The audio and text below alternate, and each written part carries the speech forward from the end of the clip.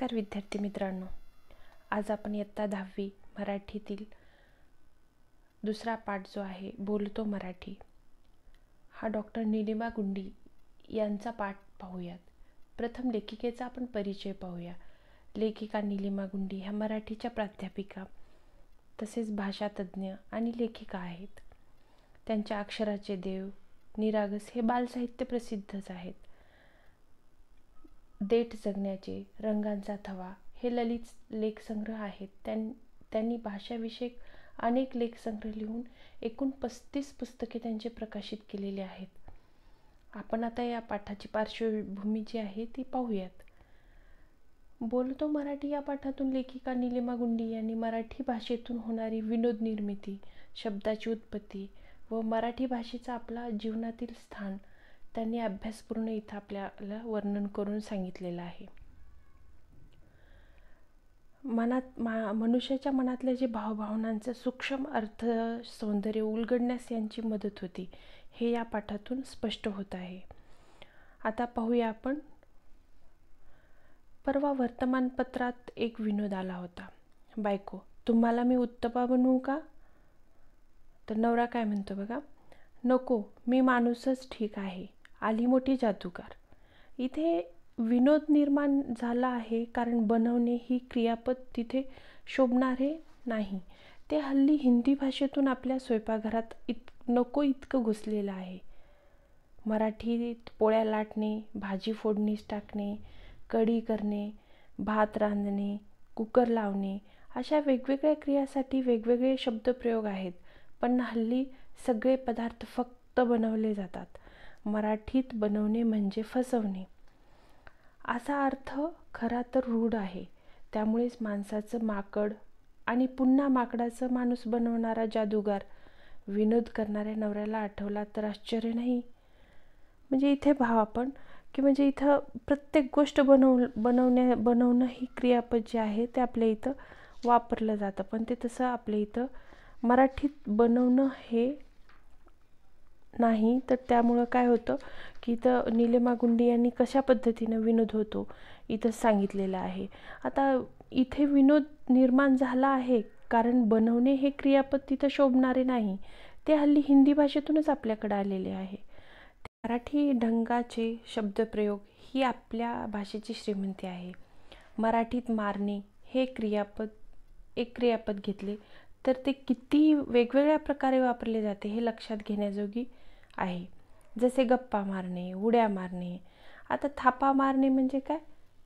खोटे बोलणे. टिचकी मारणे, शिटी मारणे, पाकिट मारणे. आता पाकिट मारणे ह्याचा अर्थ काय होतो तर चोरी करणे.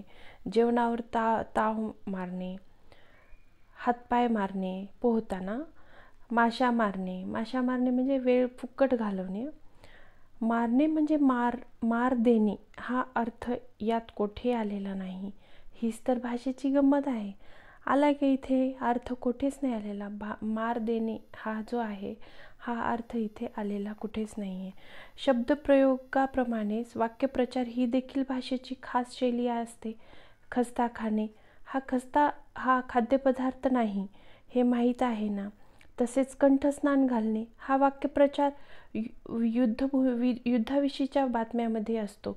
कंठस्नान घालणे म्हणजेच काय?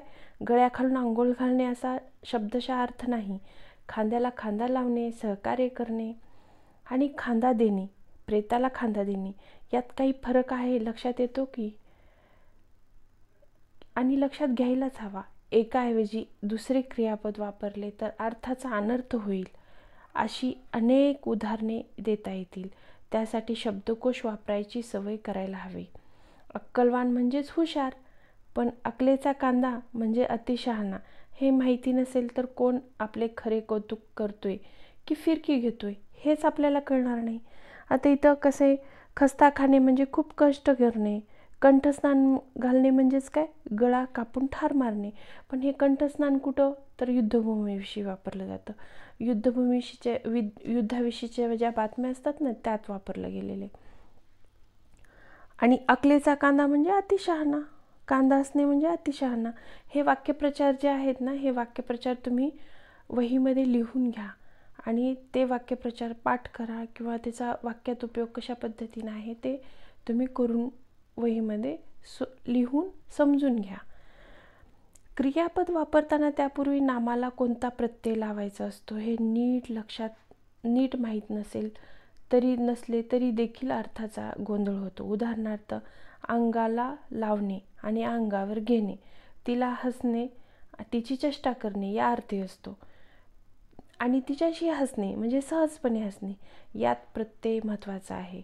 हल्ली सार्वजनिक समारंभामध्ये आणि वाहिन्यावर प्रत्ययाची जागा अनेक चुकलेली असते. उदाहरणार्थ, तुझी मदत करण्याऐवजी तुला मदत करणे हवे, त्यांचे धन्यवादाऐवजी त्यांना धन्यवाद असे म्हणायला हवे. इथे बऱ्याच वेळेस असंच बोललं जातं की धन्यवाद कुठे मानायचा, कसा मानायचा हेच लक्षात येत नाही. आणि इथं कशा पद्धतीनं म्हणजे प्रत्येक वेळेस चुकलेली जी सार्वजनिक समारंभ असतात ना किंवा वाहिन्यावर प्रत्ययाची जागा प्रत्येक वेळेस चुकलेलीच असते. तुझी मदत करणे त्याऐवजी तुला मदत करणे हे असं प्रत्येक ह्याच्यामध्ये आलेलं आहे बऱ्याच ठिकाणी. भाषेमध्ये अनेक शब्द सतत येत असतात कारण ती नदीसारखी प्रवाही असते. आपणही संगणकासंबंधी अनेक नवे शब्द, इंग्रजी शब्द सातत्याने आत्मसात केले आहेत. मराठीने आजवर संस्कृत, फारसी, अरबी, कन्नड, इंग्रजी अशा अनेक भाषेतले शब्द आपले मानले आहेत. बघा, जसं आपण सुद्धा संगणकाविषयी कोणते माऊस, कीबोर्ड हे जे आहे हे सगळे आपण तेच वापरतो ना, इंग्रजी शब्दच वापरतो. आता जसं टेबल हा शब्द आता आपल्याला परका वाटतच नाही, पण गरज नसताना इतर भाषेतले शब्द आणि तेही मराठी भाषेचे व्याकरण झुंगारून वापरणं योग्य आहे का? नाही ना. मी स्टडी केली म्हणण्यातून काय नवीन अर्थ कळतो, त्याऐवजी मी अभ्यास केला म्हणणे योग्य नाही का? आता इथं लेखिका काय म्हणतात की आपली जी भाषा आहे त्या भाषेमध्ये जर दुसरे शब्द मिसळले किंवा रसमिसळ केली तर भाषेचे सौंदर्य कमी होऊन जाईल. त्यामुळं आपण आपल्या भाषेचा बोलण्यात जो आहे तो वापर केला पाहिजे आणि चांगल्या पद्धतीने ते काय केलं पाहिजे, व्यवस्थित पद्धतीने आपण आपल्या भाषेचे संवर्धन जे आहे ते केलं पाहिजे. भाषेची गंमत जाणून घ्यायचा एक मार्ग म्हणजे शब्दांची उत्पत्ती शोधणे.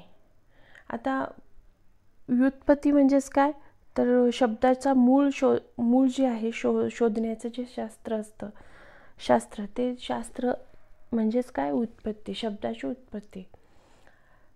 यातून आपल्याला खूप नवीन माहिती मिळते. जसं मोरंबा या शब्दातला मोराचा मयुराशी संबंध नसून मोररस म्हणजे साखरेशी, जुन्या काळी साखर मॉरिशसहून यायची म्हणून मोररस संबंध आहे. शब्दाची पाळमुळे किती दूरवर पसरलेली आहेत ते यातून कळते. पाळमुळे म्हणजे काय, आता खोलवर रुजलेली. बघा, पाळमुळे म्हणजेच काय, तर खोलवर रुजलेली, यातून ते कळते. कदर करणे असे आपण म्हणतो, तो वाक्यप्रचार आहे. कद्र या अरबी शब्दापासून कदर म्हणजे गुणांची पारख हा शब्द आपण घेतला आहे. शब्दाच्या मुळाकडे गेलो की आपल्या चुका होत नाहीत. उदाहरणार्थ, अनुसया असे नाव नसून ते अनसूया असे आहे. अन अधिक असूया अशी त्यातील संधी आहे.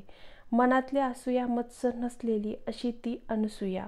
हे कळल्यावर शब्द मनात पक्का रुजतो आणि त्याची जर या संस्कृतमधून आलेल्या शब्दाचा अर्थ आहे. वार्धक्याने विकल झालेला यातील ज चे उच्चार तालव्य म्हणजे ज आहेत, तर जरा थोडे जर कलाबोत या शब्दातील जचा उच्चार दंतमूलीय आहे. दंतमूलीय म्हणजेच काय, म्हणजे जे ध्वनी उच्चारताना जिभेचे टोक वरच्या दाताच्या मुळाशी स्पर्श होतो असे ध्वनी.